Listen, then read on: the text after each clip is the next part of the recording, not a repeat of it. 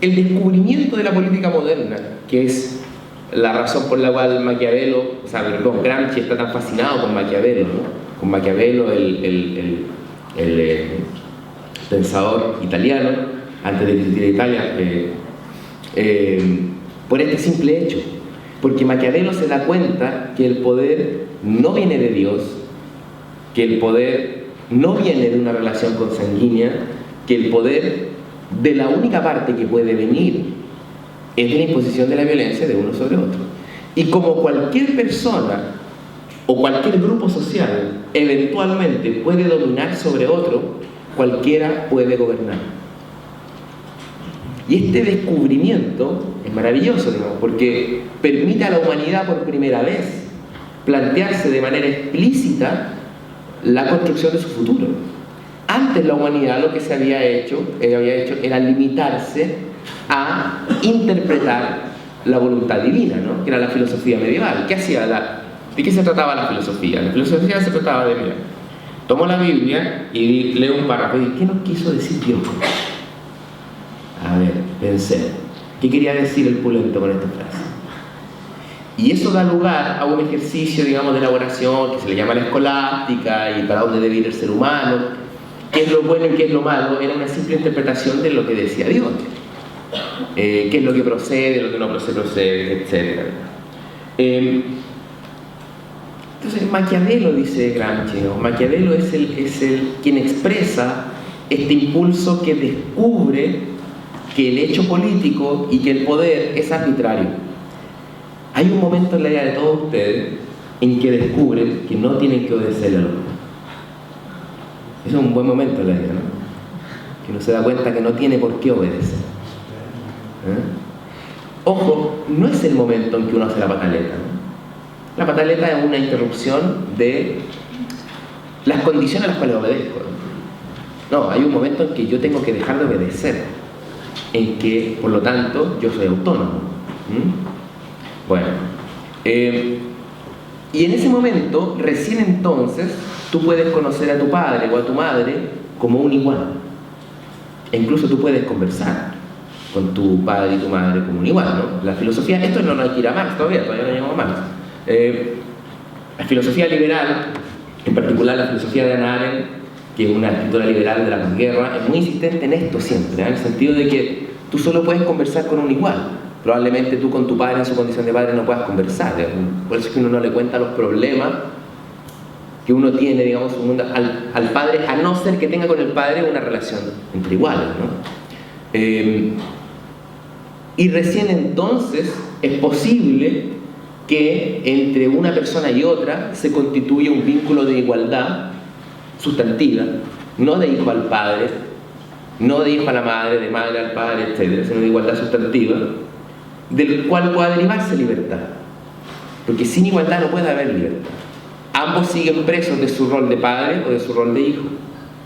Ya. Esto es lo que supuestamente Maquiavelo descubre a efectos de la vida social. No tenemos por qué obedecer a Dios. Podemos ser libres. El problema, y ahí viene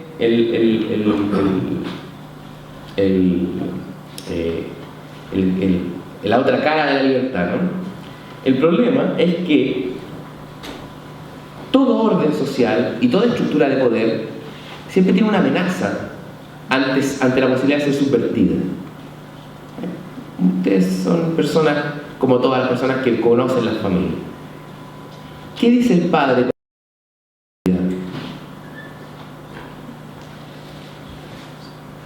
A ver, ponerlo de una... ¿Qué es lo más malo que uno puede hacer? Como es tan malo que le pega a la mamá, ¿no? Es muy malo, es tan malo, porque ¿cómo le puedes pegar a la mamá? Eso es un ser humano muy, muy abyecto. ¿Por qué nos asombramos frente a esa frase? Nos asombramos por lo siguiente. Porque en el momento en que el hijo le pega a la madre y le pega al padre, se acaba la familia. O sea, la familia como estructura de poder que permite organizar la vida se termina. Porque si el hijo no lo obedece al padre, eso ya es cualquier cosa. Y ese cualquier cosa es el caos. Y el caos es un imposible social, porque tú no puedes vivir en un permanente caos.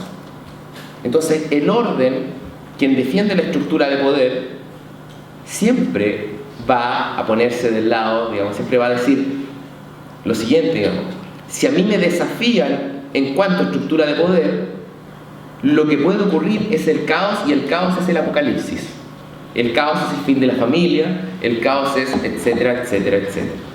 La mejor figura que a mí se me ocurre para expresar esto es el momento en que Moisés recibe de Dios en el monte Sinaí las tablas de la ley. ¿Qué se encuentra Moisés cuando baja del monte? ¿Qué estaba sucediendo? Había un carrete, ¿no? El becerro de oro, un gran carnaval. Y baja Moisés, interrumpe el carrete y dice: llegó el momento del orden, ¿no? Respetad estas leyes, etc. La intuición, y acá vamos a llegar un poco a Marx, ¿no?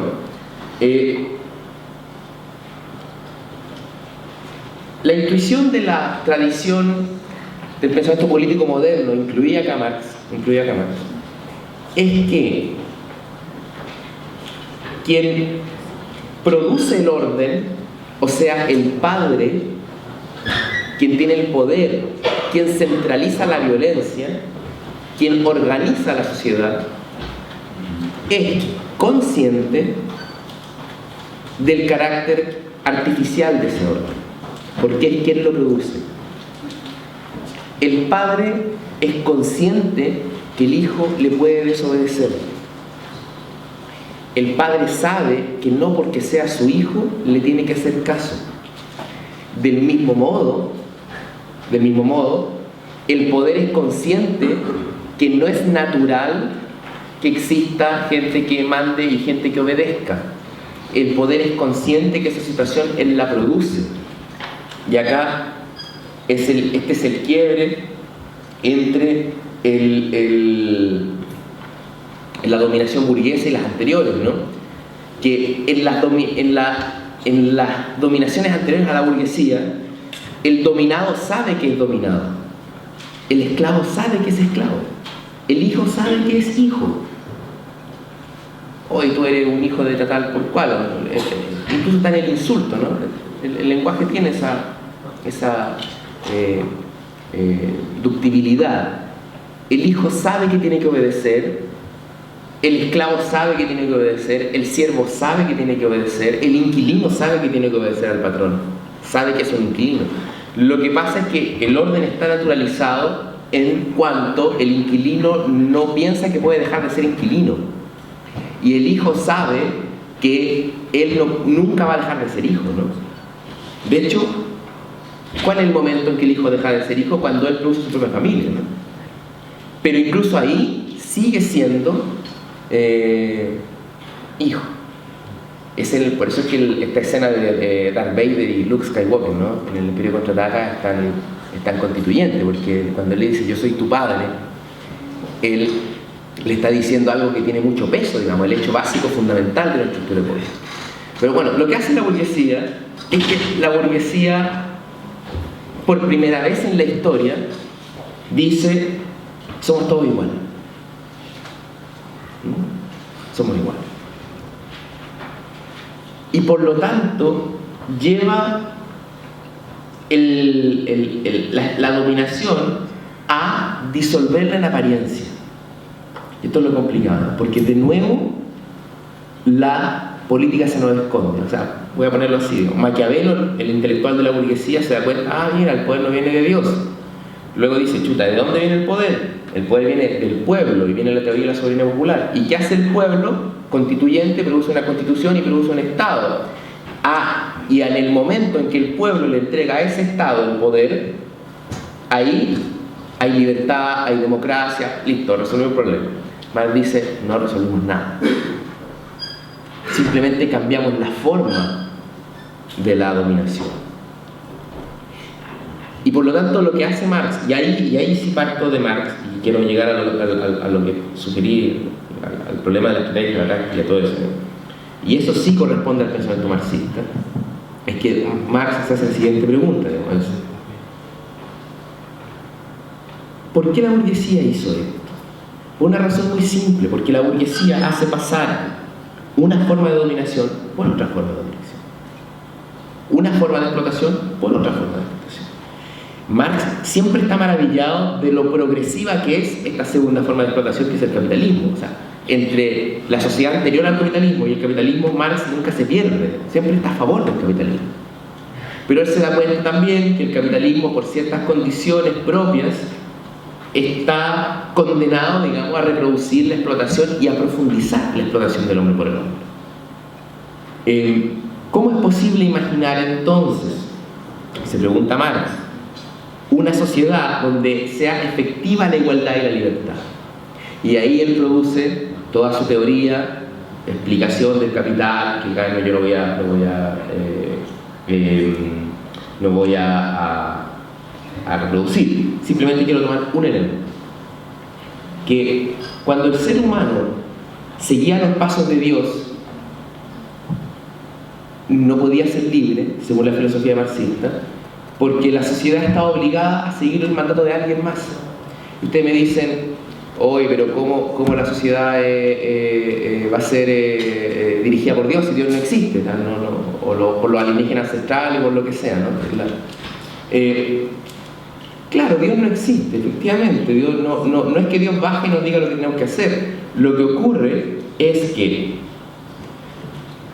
Moisés, cuando recibe las tablas de la ley en el monte Sinaí, no es que las escriba Dios, las escriben los hombres, pero aparece ante el resto como si fuera Dios. Es como si la sociedad tuviese un problema de doble personalidad, ¿no? Entonces la sociedad imagina su capacidad creativa como si fuese la capacidad creativa de un ente externo, como si fuese la capacidad creativa de Dios. Entonces, ¿quién creó el mundo? Dios. ¿Quién maneja los destinos de la humanidad? Dios. ¿Quién bla, bla, bla? Dios. Etcétera, etcétera, etcétera. Pero es la propia humanidad. Eso Marx le llama alienación. Y la crítica de Marx a la alienación no es moral, no es que eso sea, ay, que son tontos, creen en... No, Marx no está diciendo eso. Lo que está diciendo Marx es que una sociedad así no puede ser libre, porque no puede autodeterminarse. Tiene doble personalidad. ¿Cuál es el problema de la gente que tiene doble personalidad? Que un día estoy en mi personalidad A, después en mi personalidad B. Que no puede disponer de sus fuerzas conscientemente, de sus capacidades. Está imposibilitada de disponer de sus capacidades conscientemente. Cuando viene la burguesía lanza la promesa de libertad y de conciencia de la sociedad, y que la sociedad va a ser capaz de disponer de la sociedad de sus capacidades conscientes. Marx dice no. ¿Y dónde ocurre la alienación entonces? Ocurre que por las contradicciones del capitalismo, que no voy a profundizar, la sociedad va a remolque de sí misma en las crisis cíclicas, en el mercado, en el orden capitalista. ¿Cómo se expresa esto?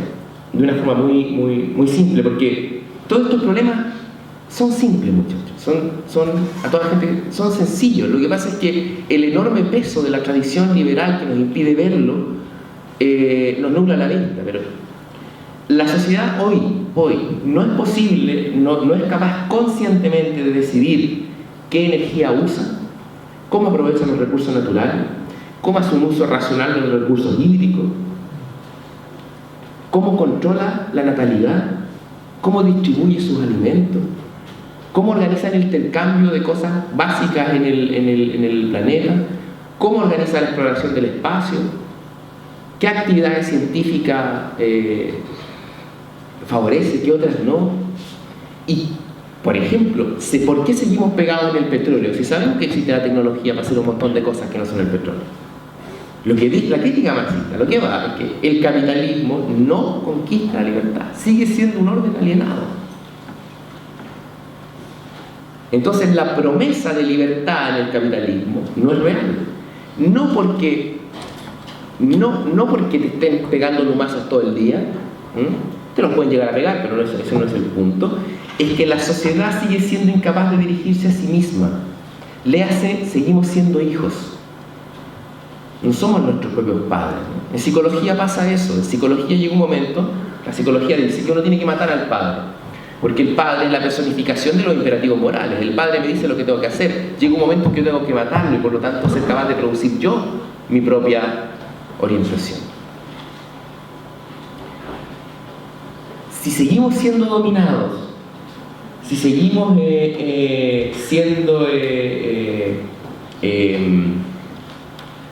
seguimos siendo hijos, ¿somos hijos de quién? ¿Y somos dominados por quién? Dice, y en la respuesta, una respuesta de clase, somos dominados por la burguesía. Somos hijos del capital, por decirlo de alguna manera. No estamos por fuera del capital, no pensamos por fuera del capital. Eso es la consecuencia de esto es que Marx expresa o constituye la tradición marxista, que a mi modo de ver es la mejor y es imposible meterse en política sin hablar de esas cosas, o sea, sin recoger eso, una ruptura entre el pensamiento liberal y el pensamiento, entre comillas, de las clases subalternas. ¿Por qué es necesario ir a Marx y por qué es imprescindible ir a Marx? Porque en el mundo liberal, de que el Estado democrático es democrático, de que somos iguales, en el mundo en que el Parlamento es algo bueno, en ese mundo las instituciones violentas del capitalismo son invisibles, no se nos aparecen como tal, que es lo que discute Marx con el principio de igualdad jurídica. Hoy día nosotros todos somos jurídicamente iguales, pero no somos materialmente iguales. Y la igualdad jurídica se constituye en una suerte de nube que nos invisibiliza el carácter violento de la explotación capitalista. Y el darse cuenta de este hecho es fundamental, porque si yo no me doy cuenta, yo no puedo combatir la dominación. O sea, si yo no me doy cuenta que soy hijo, y que el hecho de que yo sea hijo es totalmente histórico y es superable, yo no puedo ser padre, nunca voy a ser adulto. Y puedo tener 80 años en un pendejo. Eso es lo dramático, ¿no? Que la gente que no mata al padre y que sigue dependiendo de la estructura de la familia puede morirse siendo niño. Y ese es el problema, de que lo más lejos que puede llegar, y eso Marx es insistente en eso, la máscara liberal de que somos libres, de que la soberanía se expresa en el Estado, etcétera, etcétera, etcétera. Lo más lejos que puede llegar es a un capitalismo con rostro humano.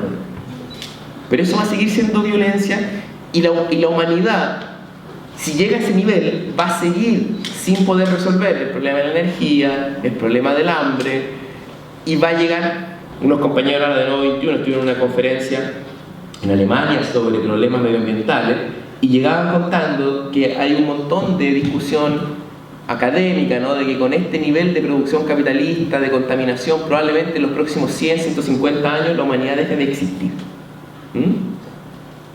Entonces podemos ser tan pendejos de ir a nuestra propia autodestrucción como especie. Si eso es lo que está en juego acá, no es cualquier cosa. Entonces, ganar conciencia, ser conscientes del hecho básico de la vida, que es la explotación, del hecho de que el capitalismo no transformó la esencia, ni fue la superación definitiva, sin un gran paso adelante, por cierto, pero no fue la superación definitiva de la explotación del hombre por el hombre y no del reino de la libertad, y que por lo tanto hay que producir una segunda revolución, una nueva revolución que sea efectivamente esa transformación. Es el hecho básico para empezar a hablar de política revolucionaria. Básico. Antes de eso, no tiene ningún sentido que yo venga a contar qué estrategia es táctica. ¿Estrategia y táctica de qué? Porque estrategia y táctica son conceptos instrumentales, pueden ser usados por cualquier cosa. El poder tiene estrategia y tiene táctica, pero táctica y estrategia de quién y para qué. ¿Desde dónde? ¿Desde dónde hablamos? ¿Desde dónde tú te posicionas?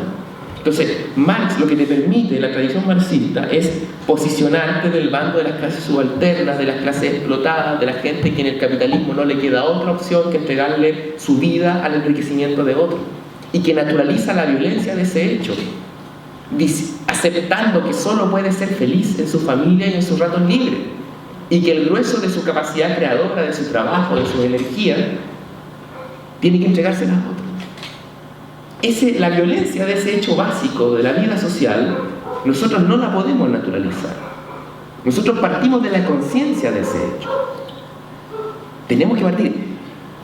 Esto no significa que mañana vamos a ir a quemar un neumático, ni significa que vamos a boicotear las elecciones, por eso vamos a ir hablando, vamos a ir de poco.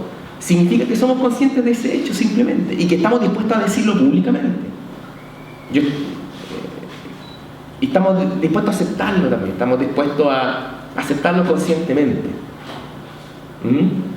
En algún momento la izquierda se olvidó de esto, en el siglo XX, ¿no?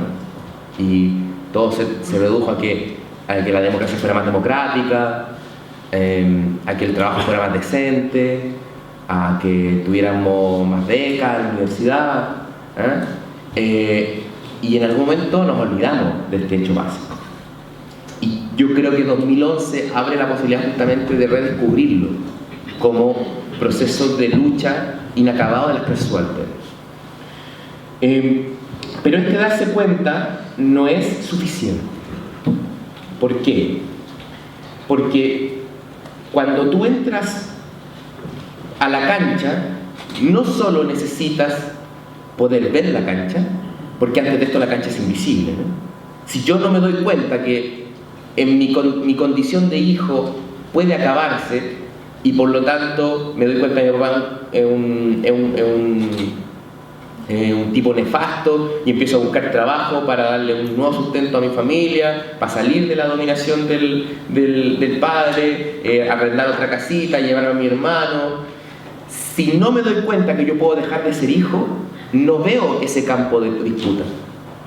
Si sigo siendo hijo, ¿qué campo de disputa veo? La pataleta, llegar tarde, salir a carretear, insultar al padre, etc. Yo creo que el neumático tenía más que ver con eso, que con lo otro. El quemar neumático tiene más que ver con esa dimensión de rabia, ¿no? Pero la rabia no es necesariamente politización. Aunque es necesaria quizás, ¿no? Yo eso no voy a discutir, ya casi una discusión moral. Pero lo que quiero decir es que no es suficiente darse cuenta. Ya, me doy cuenta. ¿Y ahora qué? Resulta que la dominación siempre resiste que tú materialmente te armes para el enfrentamiento. Porque la dominación utiliza la idea de que el poder viene de Dios o que el poder viene de la democracia para dominarte, pero la dominación no es tan pelotuda como para creer eso. La dominación es perfectamente consciente del carácter del poder. Y esta es por eso es que cuando hablemos de Gramsci, ¿no? Yo adelanto una historia que me gusta mucho de Gramsci, que Gramsci se hace la pregunta si los cardenales cuando están en el Vaticano eligiendo al Papa saben que Dios no existe, ¿no?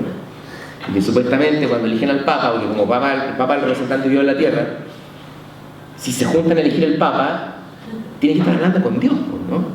Entonces están los cardenales en el Vaticano y están diciendo, mira, yo creo que... Pregunta, ¿qué están haciendo de verdad? Están diciendo, mira, yo creo que Dios piensa esto, lo otro, no, yo creo que Dios piensa esto. Están haciendo política, están negociando, están matándose unos a otros, están llegando a acuerdos. Mira, es que el Banco Vaticano, si te doy acá, yo te doy esta otra cuestión, listo ya.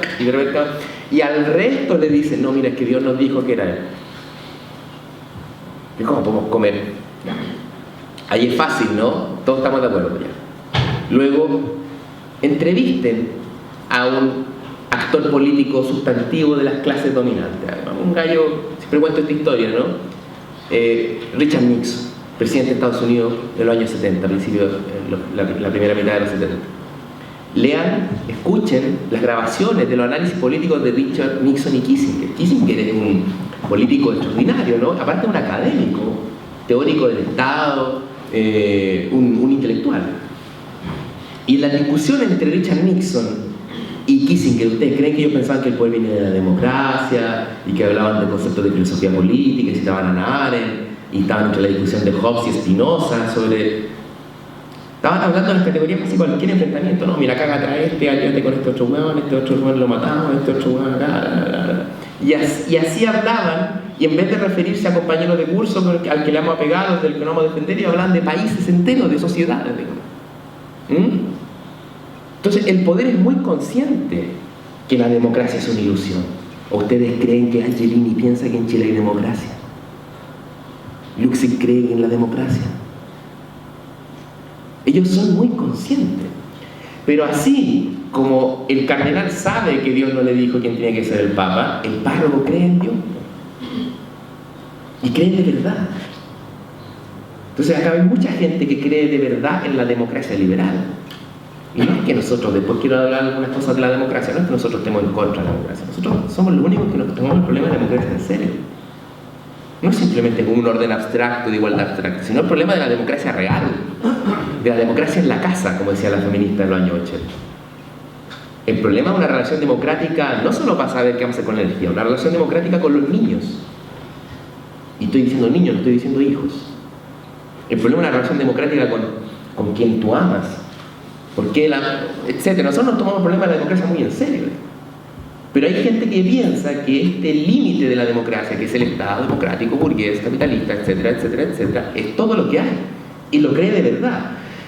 Porque si cuestionamos eso, viene, es que viene el caos. Viene el becerro de oro, viene pegar a la mamá, viene la amenaza del caos. Entonces, quien domina siempre va a impedir que las clases subalternas constituyan primero la idea y sean conscientes del enfrentamiento que tienen que dar, luego que armen el equipo para poder dar ese enfrentamiento. Y la forma en que lo hacen también tiene sofisticación, pero al final del día es muy básica. La dominación se da cuenta que la producción de una espacialidad capitalista, de un orden social capitalista, es un ejercicio de totalidad. La dominación es consciente de su estrategia de dominio en un sentido total. Si las cosas no vienen... A ver, nada es natural. Cuando alguien le habla de naturaleza humana, yo creo que es sospechoso lo que dice. No sé cuál es la naturaleza humana. Quizás la naturaleza humana sea el cambio, sea el único hecho natural. Pero lo cierto es que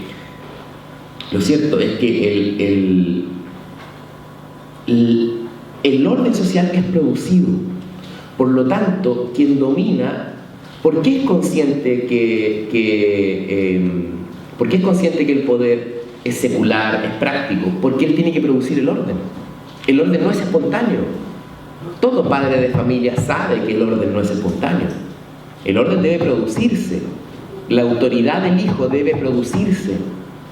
La obediencia del hijo debe producirse. Si yo no lo educo, este cabrón mal educado no obedece. ¿Qué significa?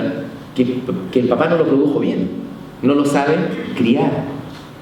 La buena crianza. ¿Qué es la buena crianza? ¿Cuál es el niño modelo? ¿Cuál es el buen hijo?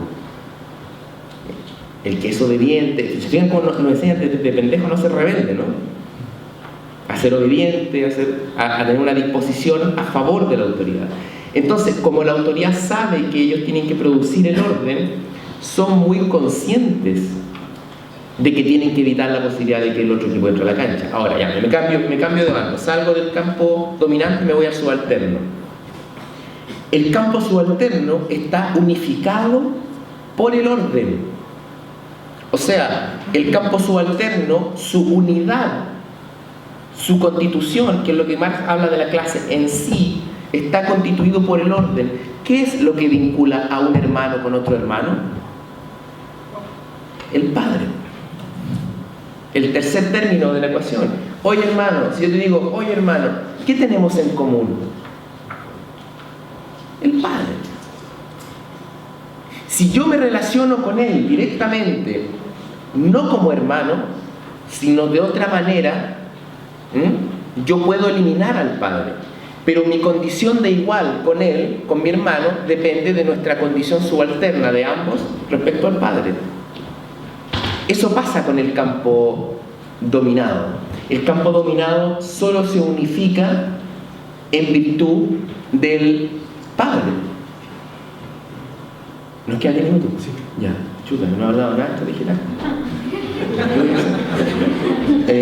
Voy a tener que hablar algo, ya. Sí. Y ahí viene la dimensión estrategia. Porque la estrategia es lo que permite que tú entiendas la totalidad de la pelea que estás dando.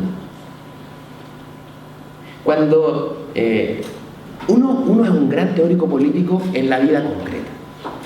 Tú estás en la pega y alguien te quiere hacer la cama. ¿no? Esa persona que te hace la cama sabe perfectamente cuál es su objetivo y su estrategia. Puede ser joderte un poco, puede ser pelarte con el jefe, puede ser hacer que se pierdan tus pegas, ¿no? Que tienes que prestar un informe y justo se borró el informe, o puede ser lo que sea, ¿no? Pero esa persona entiende perfectamente que cada evento separado constituye simplemente una parcialidad, porque él lo que quiere es echarte de la pega. Ya. Desde el punto de vista de las clases subalternas, es enormemente difícil tener estrategia, porque la estrategia supone lo siguiente: destruir el orden capitalista y construir un orden distinto. Esa es la totalidad de la lucha. Eso es lo que queremos hacer. Pero ¿cómo mierda haces eso? Entonces, como intervenimos en luchas parciales a los hijos para que nos exploten mejor, ¿no? Papá, ya no me pegues tanto, pégame menos. Como esas son nuestras luchas y no hay que dejar de darlas, ¿cómo desde esas luchas voy acercándome o alejándome de lo estratégico?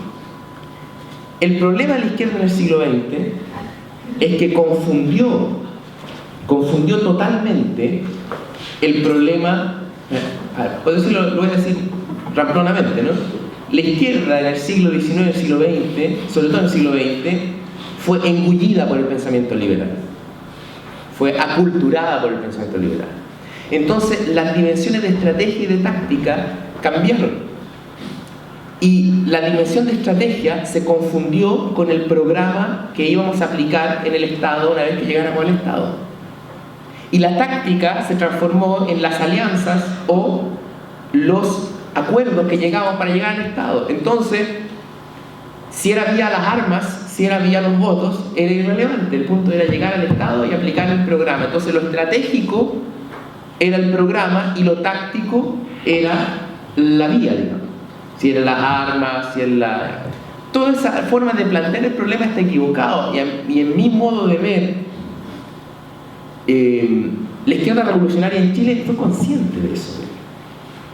Fue Miguel Enríquez, Nelson, digamos, fueron muy conscientes de eso, del problema del carácter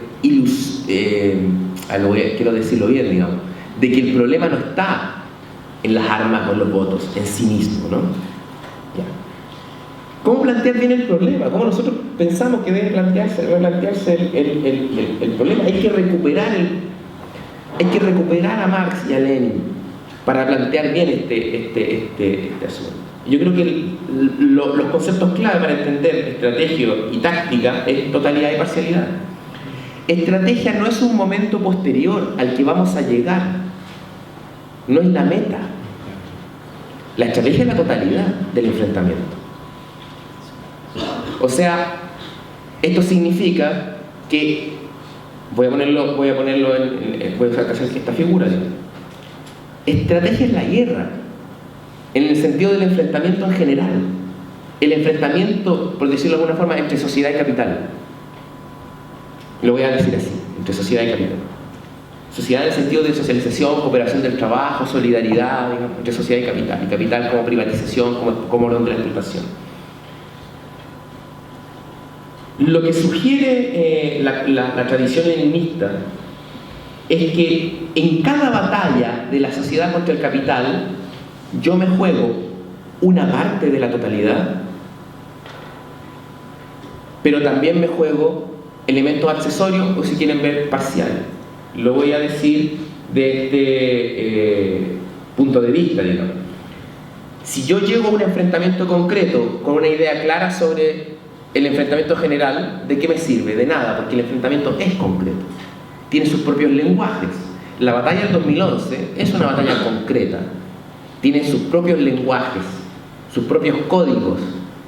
Para ganarla o perderla, yo tengo que saber de educación, tengo que estar en el movimiento estudiantil, tengo que entender a qué acuerdos tácticos o concretos puedo llegar con distintas fuerzas, etcétera, etcétera, etcétera.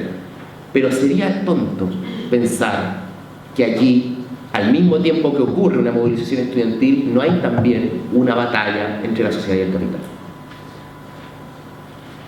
por lo tanto, esa pequeña batalla tiene un efecto en la cuenta de fuerza, en el marcador total del partido grande. Entonces, como dice Carlos Ruiz, presidente, nosotros en el 2011 descontamos el partido. Marcamos descuento, porque lo venimos perdiendo 20-0, o sea, sabemos eso, ¿no? Y a más remate lo venimos perdiendo 20-0 a manos de la concertación que se viste de centro izquierda, ¿no? O sea, a manos de Bachelet, o sea, ya para hacer lo más bizarro posible. Pero marcamos el descuento. Entonces, en 2011 y en toda batalla hay un componente estratégico de acumulación de fuerzas para la batalla general y hay un componente táctico de acumulación y uso de fuerza que tiene un sentido parcial y táctico. Yo creo que eso es lo que a los revolucionarios les extirparon cuando le colonizaron el pensamiento liberal. Y la crítica armada al pensamiento liberal muchas veces se limitó al problema de los medios de la conquista del Estado. De un punto de vista estratégico, la pelea entre sociedad y capital no se decide en el Estado. El Estado, lo vamos a ver cuando discutamos de Gramsci, el Estado es la última fortaleza del poder capitalista. Pero el poder capitalista es mucho más que el Estado. Y yo puedo tomar el Estado y descubrir que el poder capitalista era tan fuerte que no me queda otra opción que desde el Estado construir capitalismo de Estado. La socialización, ganar, que la sociedad le gane la batalla al capital, todavía no sabemos cómo se hace. Pero si no nos damos cuenta del problema, no podemos solucionarlo. Es una frase de Lenin muy buena, ¿no? Que darse cuenta del problema es la mitad de la solución. Y el problema es que te mueves hoy día, después del 2011, en consideraciones, entre comillas, liberales de la política, pero no liberales como contenido. Si nosotros estamos de acuerdo con que haya libertad y con que haya igualdad, liberales en su método. Entonces reducimos el problema de la correlación de fuerza y el problema de la lucha entre sociedad y capital a el carácter, a 2 pesos más para educación, a un parlamentario más o un parlamentario menos. Y por lo tanto nos colonizan en la mente. Si nos colonizan en la mente, transforman, desde el punto de vista de la dominación, nuestra lucha de ser un potencial otro padre a ser un hijo haciendo una pataleta. Buena o mala, porque hay pataletas sofisticadas, ¿no? Hay buenas pataletas y hay malas pataletas. Tú puedes hacer una, mira, este cabrón hace una muy buena pataleta, listo, le entregamos el chocolate, sigue siendo mío, listo. Y nos extirparon eso. Pero por otro lado, hay un falso radicalismo, no, pero que es más bien en la intensidad de la pataleta. Tiene que ver con eso. Marx, ni Lenin ni Gramsci eran pacifistas, en el sentido de ser defensores de, entre comillas, transformaciones sociales que invisibilizaran el carácter de la violencia. ¿Por qué la violencia? Yo no quiero hacer una apología a la violencia, quiero decir cuidadosa y responsablemente lo que estoy diciendo. Porque es imposible evadir el problema de la violencia, porque la dominación es violencia. Sea para disolverla o sea para destruirla, es imposible que un pensamiento revolucionario eluda ese problema. Pero entonces lo estratégico es la disolución o la superación de la violencia que permite el sometimiento de la sociedad al capital, no la toma del Estado. Entonces, en ese enfrentamiento de la sociedad con el capital, cualquier objeto puede ser un arma. ¿Qué es un arma? Un objeto que media un enfrentamiento. Entonces, así como el capital nos hace ser fetichistas del dinero y nos hace creer que el poder proviene del dinero, cuando todo el mundo que tiene un poco de plata sabe que el poder no proviene del dinero, ¿no? Eso está hasta en las películas. Nos hacen creer que el poder proviene de las armas. Peor todavía, con la descomposición de los 70-80 para acá, que el poder y que la lucha proviene de un neumático encendido, peor todavía, de un bombazo en el metro. Eso ya es el paroxismo de descomposición de un pensamiento revolucionario. Entonces yo no estoy haciendo una apología de la paz, tampoco estoy haciendo una apología de la violencia, estoy haciendo un hecho objetivo. prepararse para el carácter material de las clases subalternas de la lucha de la sociedad contra el capital, de acuerdo, pero en la medida de que eso sea expresión de la lucha de la sociedad contra el capital. O sea, que sea expresión de un intelectual colectivo de las fuerzas subalternas que es capaz de dirigir, como pensaba Gramsci, como un Estado mayor la lucha de clases. Pero si es un Estado mayor que no lo pesca nadie, y que no interviene en la lucha entre sociedad y capital, sino que la mira de fuera y saca boletines y después se va a quemar neumático, eso es cualquier cosa. Entonces el problema de la violencia es la extensión de la política, no saltarse a la política. Y ese es el problema que los revolucionarios tienen que discutir abierta y frontalmente. Entonces, ya, primero, la idea de que la discusión entre armas, vía armada y vía electoral es una discusión que no es estratégica. Eso es lo que quiero decir. La estrategia está en otra parte, está en otra. Y fíjense que, ¿por qué fracasan los socialismos reales? No sabemos todavía, la izquierda no lo ha discutido. ¿Porque Stalin no era malo? ¿Por qué fracasa en China? Porque en el último tiempo Mao se entregó y le ganaron y abrieron la cuestión al neoliberalismo. Porque todavía no sabemos cómo ganar la batalla entre sociedad y capital. Entonces, ni siquiera podemos ser conscientes de la estrategia y resolvemos eso con falsas soluciones. No, la lucha armada es la vía estratégica, no, la electoral, no. Y llegas al poder por la vía armada o la vía electoral, te sacan la cresta. Luego, el problema de los momentos. Quiero ir al problema del pensamiento de la etapista.